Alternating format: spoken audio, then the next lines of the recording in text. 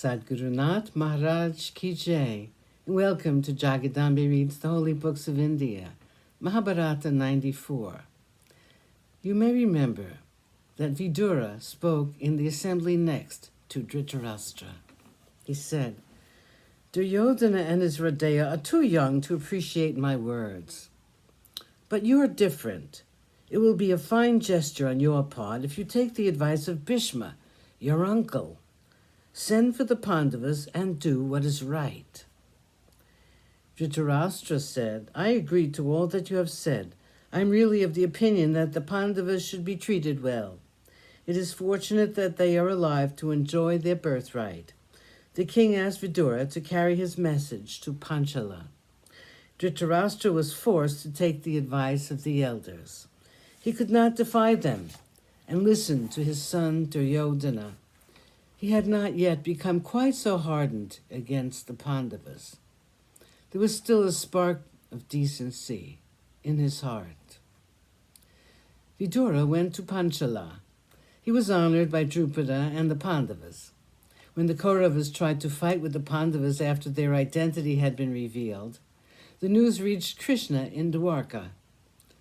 He heard, too, that the Kaurava army had been routed, but he came to Panchala with his army. He was in the court of Drupada when Vidura came there. Also Balarama. Tears flowed down the cheeks of Vidura when he saw the Pandavas. He was so overcome with emotion.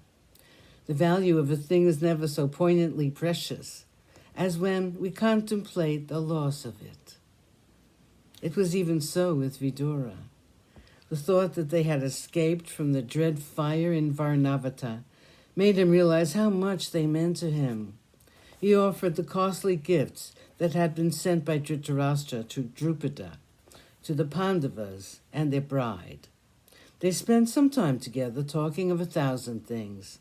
Finally, he came to the subject in the minds of all of them, the king's message.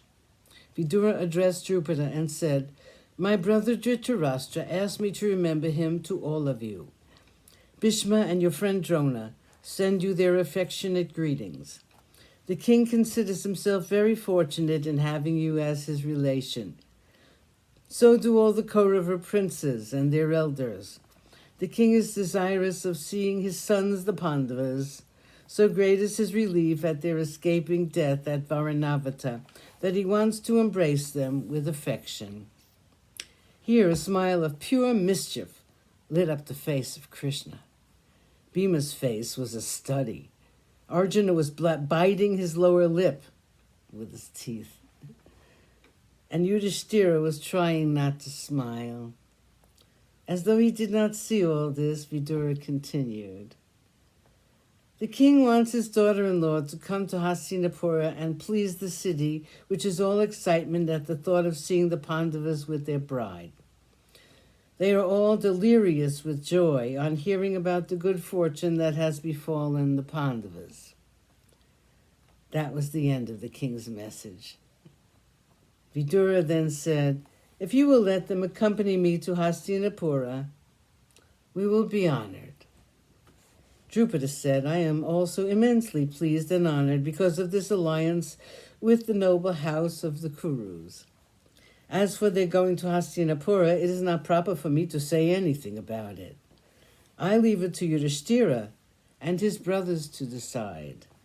Balarama and Krishna are also here.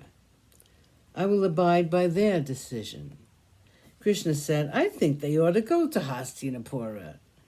Arjuna turned his startled eyes to the bland face of Krishna as he said this. But he said nothing. Drupada said that the Pandavas were free to go and please the king, since he seemed to be so kindly disposed toward them. Sadhguru Nath Maharaj Ki Jai. Thank you for coming. I hope you come again.